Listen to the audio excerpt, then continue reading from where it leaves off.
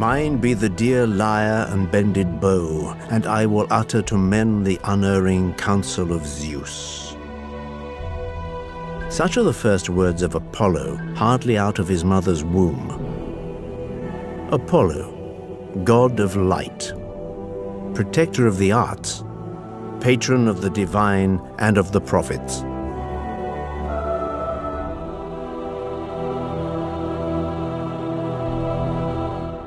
The sun beats down on the newborn babe, or rather babes.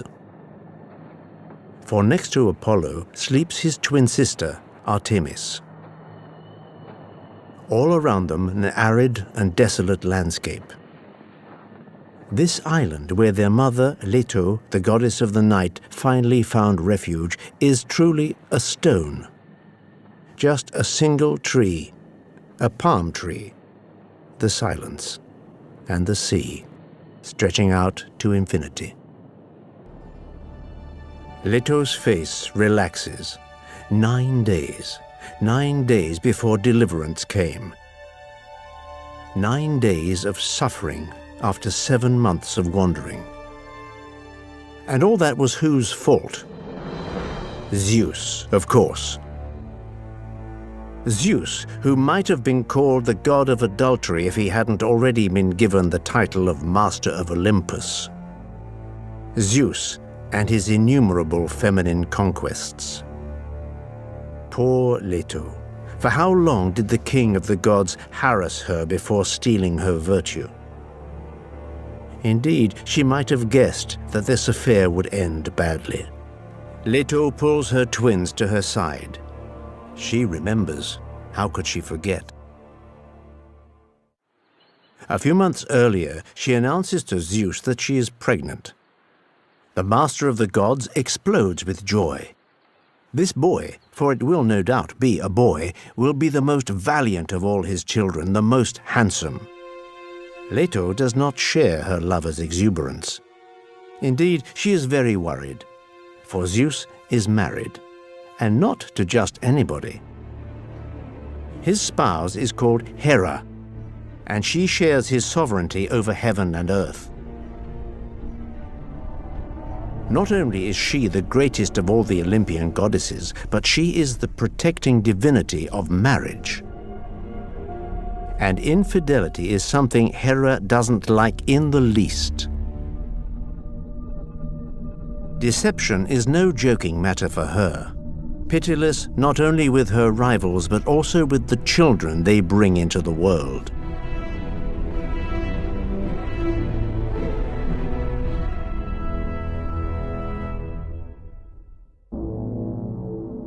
Of course, Leto could have pointed out that she hadn't wreaked havoc in an otherwise untroubled union. A short time earlier, the heavens had been witness to another clash. Having learnt that Zeus was on the point of committing a new infidelity, Hera had called upon Athena, Poseidon, and numerous other divinities for help. Together they had tried to chain Zeus.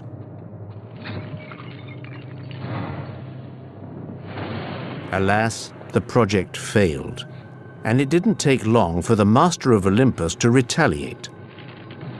As Hera was at the origin of the conspiracy, Zeus suspended her over the clouds, an anvil attached to each ankle. Despite her cries, no god dared come to her aid.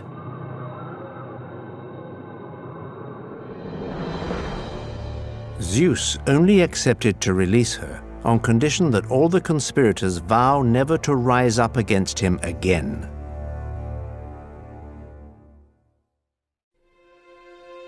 Leto's fears turned out to be justified. Zeus's cries of joy upon learning that his mistress is pregnant have reached as far as Hera's chamber, right up there on Olympus. Yet more deceit.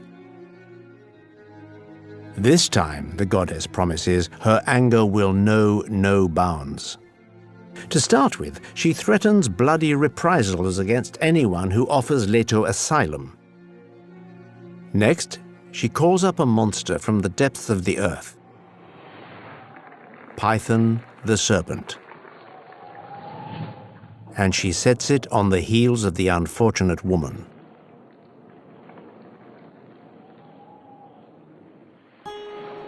And so begin weeks of wandering for poor Leto. Abandoned by all, desperate, she goes from land to land and from town to town, looking for a place where she can bring her twins into the world in all safety.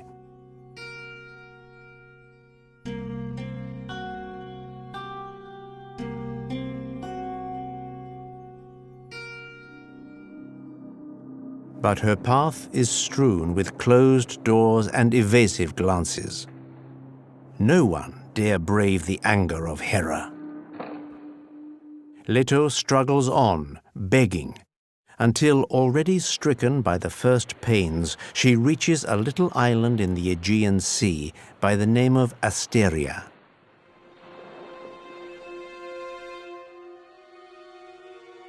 Asteria.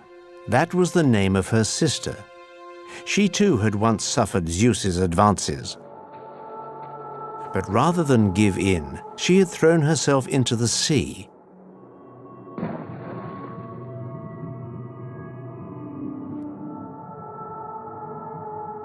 At the place where she fell had appeared the island of Asteria.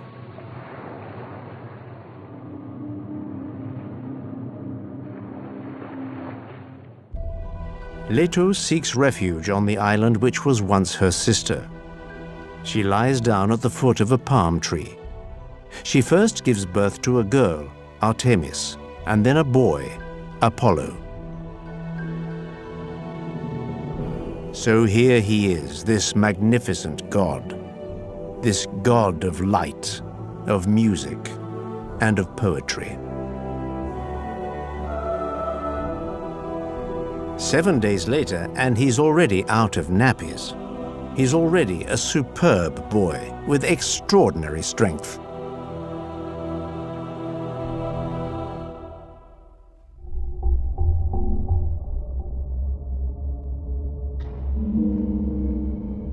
Zeus sends him a 7-stringed lyre, a chariot pulled by 2 powerful swans, a bow and arrows specially made for him by Hephaestus, the god of blacksmiths. Immediately, Apollo decides to leave. He has a fixed purpose in mind: to be the one who reveals to mortals their destiny, as well as the intentions of his father, the mighty Zeus. But for that, he must find a place where he can build his temple. Apollo climbs onto his chariot, leaves the island, which, suddenly becoming fertile and green, takes the name of Delos, the Resplendent. But the swans who pull his chariot see things in a different way. They carry their passenger off to their own country beyond the north wind, the land of the Hyperboreans. It's a magic country. The gold that is found here is guarded by griffins. The people here are rich, happy, and never grow old. Here, Apollo is initiated into the mysteries of Zeus.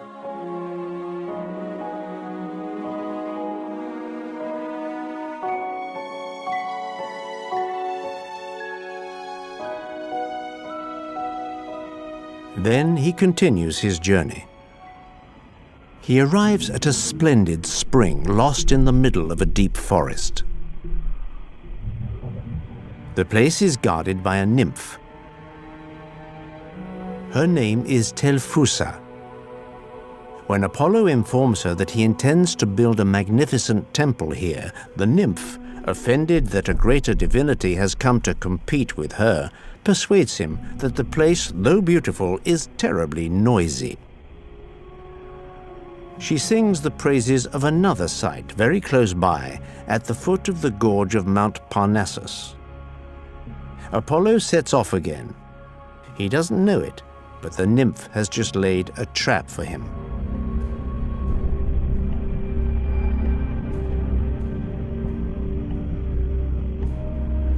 A few hours later, Apollo discovers a magnificent valley. The place does indeed seem perfect, but hardly has he started to mark out the foundations of his temple than a shadow silently slides up behind him. Python, the terrible serpent who was already hunting him in his mother's womb. Python had been here, awaiting his hour of revenge. The combat is incredibly violent.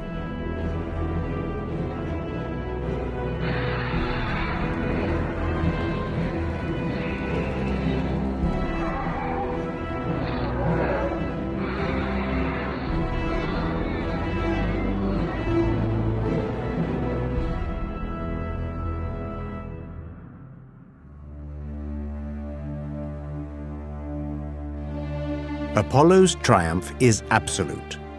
Yes, but he killed a god all the same.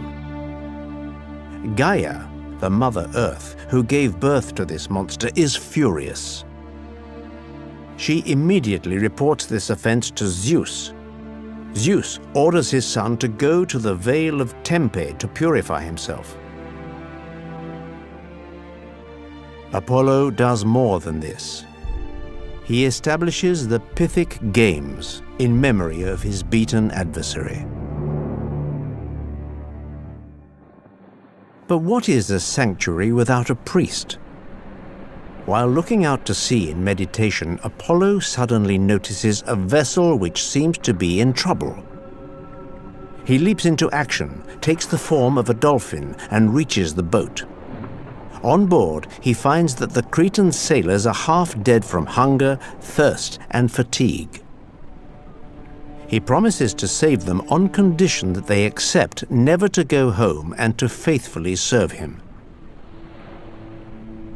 Apollo leads the boat to shore and initiates the sailors into the divine secrets.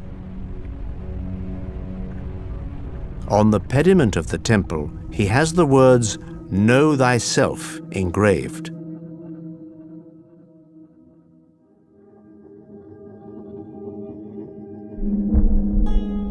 An errant god, roaming the countryside, Apollo undoubtedly understands better than most the profound meaning of this maxim.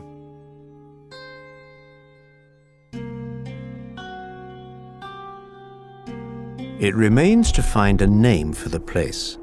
The sailors, turned priests, remark that it was in the form of a dolphin that Apollo had appeared to them. Dolphin, Delphis in Greek. Apollo approves. The site will be called Delphi.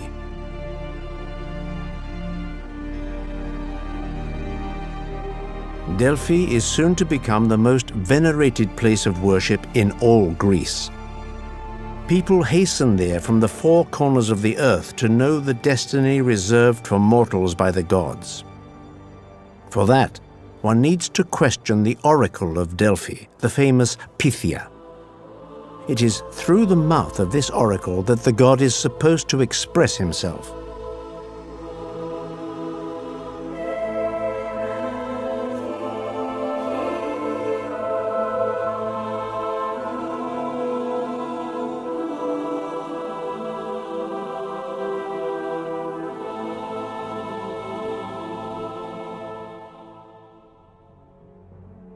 For the moment, the time of wandering is over, and the time of power can begin.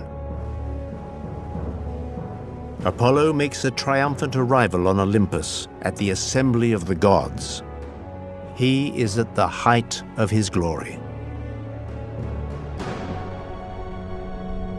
Alas, everyone has their dark side, even the gods. And although with his lyre Apollo enchants the immortals' stay, with his bow he renders men's lives impossible. And one quickly discovers that behind the delightful poet who frolics with the muses hides a bloody and violent archer. A queen, the arrogant Niobe, will learn this to her cost, and she won't be the only one.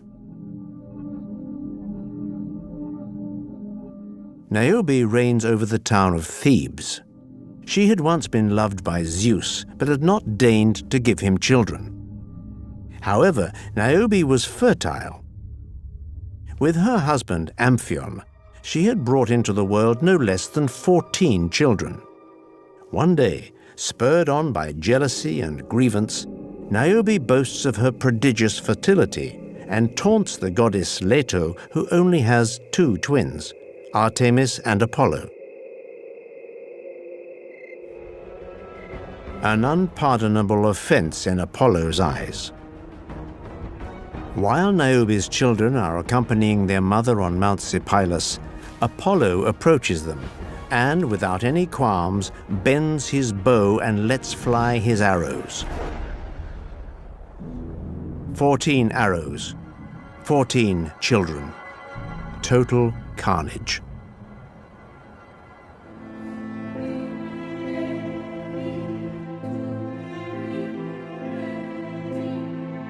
We can only imagine the immense sadness of the unfortunate Niobe.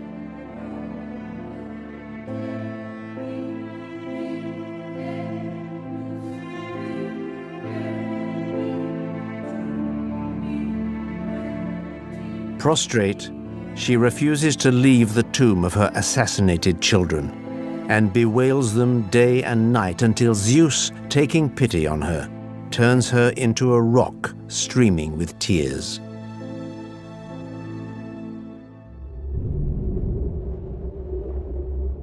A paradox of this strikingly beautiful god, he is always disappointed in love.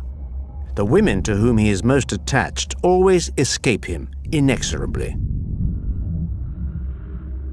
The most famous of these unconquered women is the nymph Daphne.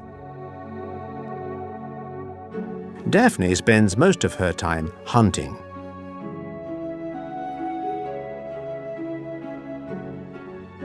However, one day, Eros, the young god of love, who Apollo constantly teases for his weak archery skills, decides to play a game on the proud seducer. He pierces Apollo's heart with a golden arrow, which makes him fall in love with Daphne. Then he strikes Daphne with an arrow of lead, which renders her insensible to love. Apollo tries to court Daphne, but she obstinately refuses him. To avoid the god's persistent advances, she flees. Apollo chases after her.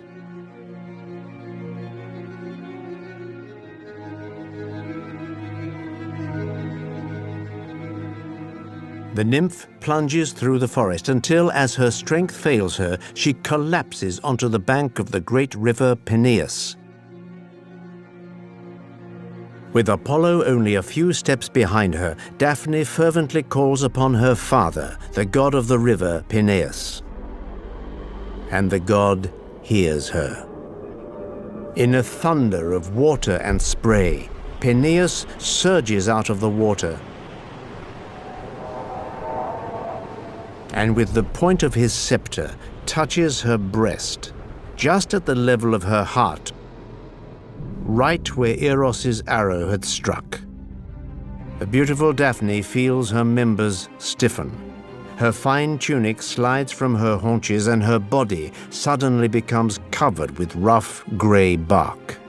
Her arms stretch out into branches, her hands become vines. Her blood turns into sap, and her ankles enroot themselves in the warm grass of the riverbank. Her father has just changed her into a magnificent laurel tree. Apollo rushes to her, but too late.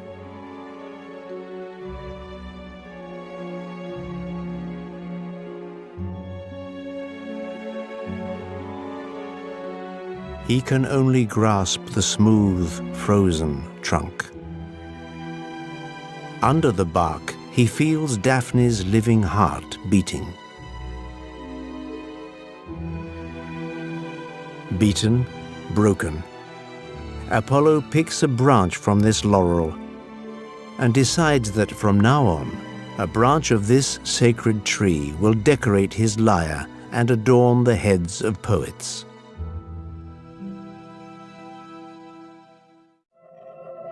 Turbulent, violent. It is time for somebody to bring this overtly impulsive god to heel. Who could be better placed than his father, Zeus?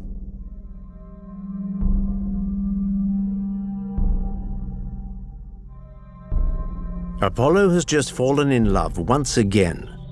Her name is Coronis. She's the daughter of the king of Thessaly. Apollo and Coronis are happy. Coronis carries the god's child. But the princess, still pregnant, unfortunately falls under the charm of a simple mortal, a certain Ischys. It's a raven who the god has employed to watch over this beauty, who informs Apollo of this treason. His anger is, as always, implacable. Apollo starts by killing the poor raven, who, originally white, becomes black. Then he kills Ischys and Coronis. At the moment when the body of Coronis, laid out on the funeral pyre, is about to be consumed by flames, Apollo snatches from her breast the still living child. This child is Asclepius.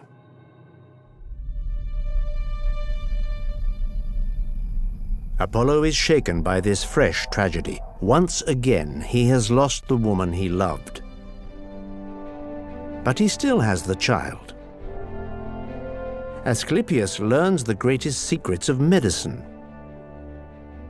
And soon, he proves to be so gifted that he personally discovers the most incredible and insane remedy, the dream of humanity: how to resuscitate the dead. And he doesn't hesitate to use it. Asclepius resuscitates Orion, Hippolytus, Tyndareus, and then Lycurgus. Hades, the master of the underworld, is furious. What is happening is very serious. Asclepius is shaking the order which reigns between the gods and men. It is out of the question to let him carry on. Hades protests to Zeus. The master of Olympus shares his anger. Asclepius has gone much too far. So, without hesitation, Zeus strikes down the medical genius with a thunderbolt.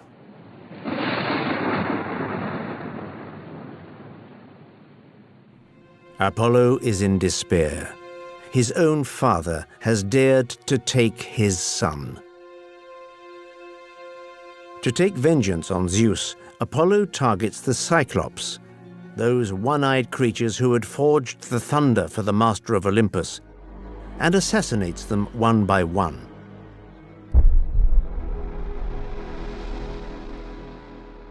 Zeus is furious. This son is clearly uncontrollable. Zeus dreams up the worst way to punish him. Throw him into Tartarus, that accursed corner of the underworld. But when Leto intercedes, Zeus agrees to soften the sentence. Apollo will become the slave of a mortal. For 1 year, he will serve the king of Thessaly as a simple shepherd.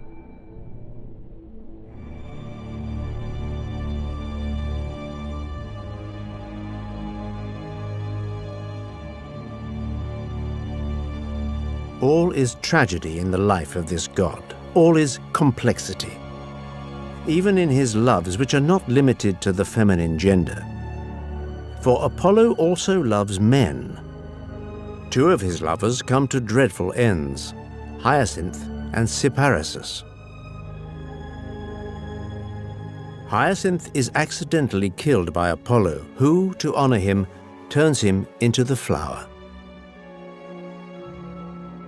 As for Cyparissus, in despair at the death of his favorite animal, he begs Apollo to put him to death. The god refuses, but faced with his friend's insistence, turns him into a cypress tree. One has to recognize that there's a certain genius in this god who, though unhappy, still finds the strength to lend beauty to sorrow.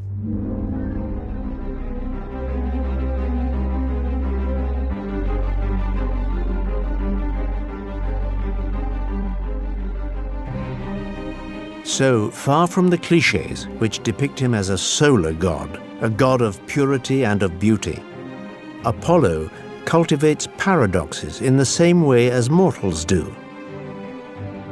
He is both shadow and light.